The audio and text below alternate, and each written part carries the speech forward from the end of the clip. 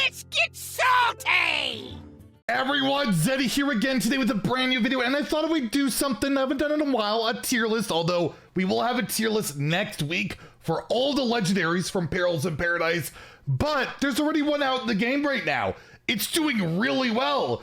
As we mentioned yesterday, it's in 50% of decks, and I thought it'd be a lot of fun to go through the history of Hearthstone and take a look at every pre-release legendary that came out before its related expansion and just rate them from S through F on how impactful they were to their respective meta and just overall their power level in Hearthstone. And of course, we're still doing our giveaway for Perils in Paradise of 2 regular pre-orders, 2 mega bundles out of my pocket to enter that giveaway. Like and comment in the video, link down in the description below, the one with that thumbnail over there. Be subscribed to the channel every 1,000 subs we get. Until all the cards are revealed, I will add another mega bundle, so hit that sub button, make me go broke. So the tradition of early access cards actually started with Volcanosaur back in Ungoro. We're going to exclude any card that's not a legendary, so no Volcanosaur, no Transfer Student, and I'll also exclude like Snip Snap, which was added to like Boomsday like a year late. It was free, but it was later, and I'm not going to include like free legendaries on the rewards track, like let's a Mancrick, for example, or Sire Denathrius, only the early access legendaries. And let's start with the original, which is also kind of the most recent, right? Maron the Fox, the OG Maron the Fox, 8 mana 6/6, battle cry, summon a 0/8 treasure for your opponent, break it for that awesome loot. It's the same as Maron the Manager right now, where you can draw, you got the wand, you got the legendaries, you got the goblet, you got all that good stuff, right? But with this, it was a mana more, and you had to break a treasure chest, and then you got a random reward. This didn't see a ton of meta play. It was pretty funny in like troll decks against like Big Priest, or board lock your opponent, like I know Mark has done it plenty, but overall, definitely lower on the power level, didn't have a huge meta impact, and is the very first free legendary. They're just kind of testing the waters, and they ended up being something they liked, which they would eventually re-explore, and I'll give it a C. Not quite the bottom of the bottom tier, but definitely not one of the stronger pre-release legendaries. Next, we have the second one in Arc Mage Varg. I was going to say the priest card, but it ended up, you know, being a neutral card. 4 mana 2/6 at the end of your turn. Cast a spell you've cast this turn. Targets at random, as I mentioned. Big Priest really like to utilize this. It could like res itself and Shadow Essence and do a lot of good stuff. Other classes used it as well, but overall, it became a very large Big Priest enabler for a very long time. It eventually got power crept out of the game, but its initial impact was super high, saw tons of play in a myriad of decks, and remained a wild meta player for years on end. I'm not going to give it an S, but a very high A. This was definitely one of the stronger pre-release cards, but I feel like it's been trumped out there by a few other cards. Next, we have Sathravar, one of the cards I don't have golden, because you had to get like a BlizzCon ticket to get this golden with your regular one. 9 mana 5/5 demon, battle cry, choose a friendly minion, add a copy of it to your hand, deck, and battlefield. That's what Shattered Reflections was at release at 5 mana. Yes, that got power crept. This wasn't amazing. Mostly that I remember was Shirvala Paladin, because Shirvala was 0. You get that, shuffle it into your deck. You could Holy Wrath that. That was really powerful, but outside of that, outside of some greedy decks, didn't see a ton of play, but I'll put it in the middle of the road above a Maron, definitely below a Vargoth, but the fact it saw competitive play of like the World Championship lineup, I gotta definitely include it for its immediate impact. Now we have Kael'thas Sunstrider, which did not look like this when it launched.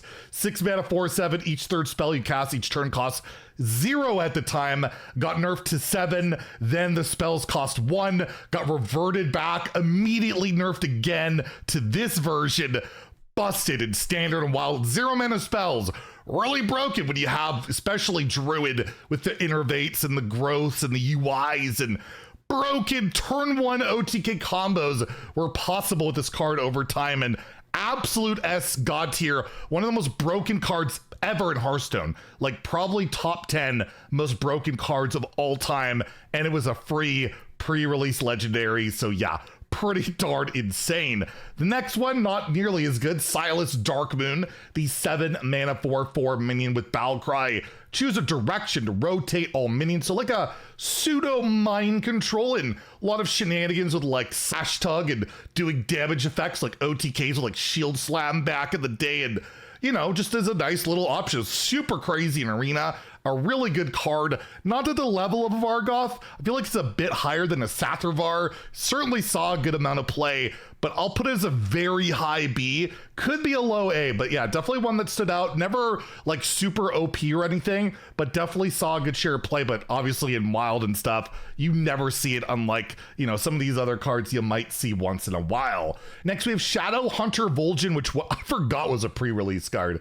5 mana 3/6 Battle Cry. Choose a minion, swap it with a random one in its owner's hand. It was kind of a way of trying to disrupt like combos, but it was really bad.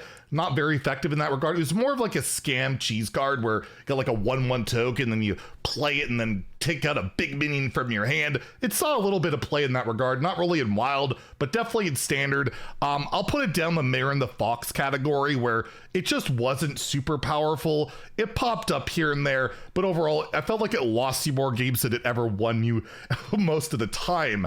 We have Flight Master Dungar, 3 mana 3/3 Battle Cry. Choose a flight path and go dormant. Awaken with a bonus when you complete it. So you could get like a 2/2 adventure, I believe, after 1 turn. You could heal after like 3 turns, and you could deal a bunch of damage, I think, after 5 turns. Never really that great. Didn't see a ton of meta play. You could throw it into whatever deck and it felt like okay, but never a big powerhouse. But I think it popped up, honestly, more decks than like Vol'jin and Maron. So I'll give it a very low B, but probably more borderline C if anything. So we have the only expansion that saw 2 early release legendaries. First being Drekthar, 4 mana 4/4. Battle Cry. If this costs more than every minion in your deck, summon one of those minions. It used to be summon 2, and the card was that busted, it never got reverted for Wild. It was just an insane tempo card. In Standard, you just got a bunch of stats for 4. It was really good. Especially, I think Hunter used it pretty well. It's just a busted card. Or even Druid, they used like the OG guff and like did a bunch of crazy scams in that. And then in Wild, you had like Archer's Apprentice, Flamewaker. My most viewed video of all time on YouTube, just a little shit post, is a Drekthar combo, which was everything wrong in Wild in 1 turn. If you want to check that out, fun little video. And yeah, Drekthar, absolutely busted. Also, like Radiant Elementals, why they can't really revert it in Wild, it would still be busted to this day. Absolute S tier, super strong card, and had an absolute huge impact. Unlike its partner in crime, the other legendary you could pick in that pretty cool event for Alterac Valley, Vandar Stormpike, 4 mana 4/4 Battle Cry. If this costs less than every minion in your deck, reduce their cost by 3, so you play it in a big deck and scam. Except Rogue was the best with this card, and they ran cards that cost more than, or cost the same as this minion, but Shadow Step, imagine that, Shadow Step enabling some broken stuff, and that was like the most valid strategy, is like Shadow Step, replay it, Shadow Step, and like your minions cost like nothing now, and all of that. But overall, still, that wasn't super competitive, wasn't ultra great. I'll give it a B. It saw play, and yeah, the big decks could enable it. Ironically, this card was way more impactful in duels, a mode that used to exist, and you could play as Vandar himself and play Vandar and do some pretty gross stuff. It was actually really good in that deck. Next, we have Blade Master Okani, 4 mana 2/6 Battle Cry. Secretly choose to counter the next minion or spell your opponent plays while this is alive. This saw a ton of play till the day it rotated, still sees play in Wild to this very day, the second ever card in Hearthstone to have the counter keyword after counter spell. And it was like the balanced version of objection, right? Your opponent had a little bit of counterplay to this, and there's a bit of a guessing game. Really powerful card.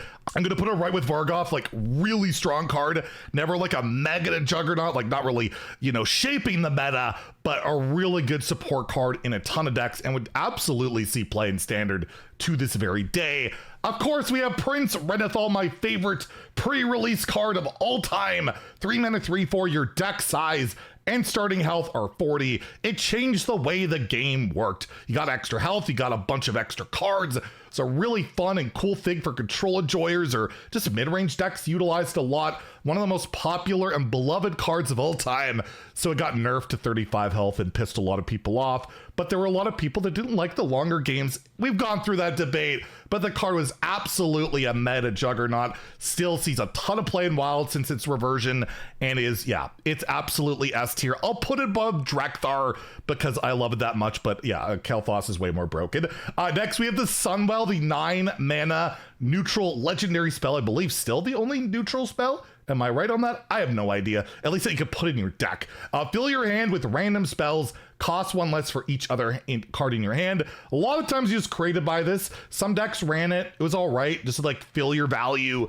Get a bunch of random crap. You know, good Hearthstone things. Not top tier, but I'll give it a low A. It popped up in so many different decks. Actually, you know what? It's a B. It's not that amazing, but probably the most played of the B rated legendaries there. Next, we have ETC Band Manager, 4 mana 4/4. While building your deck, assemble a band of 3 cards. Battlecry, discover 1. This card lets you abuse a little bit, like get around Reno rules or Baku and Gen rules, but it's a way to sideboard. Put some tech cards, put that greedy card. You can't justify running in your deck.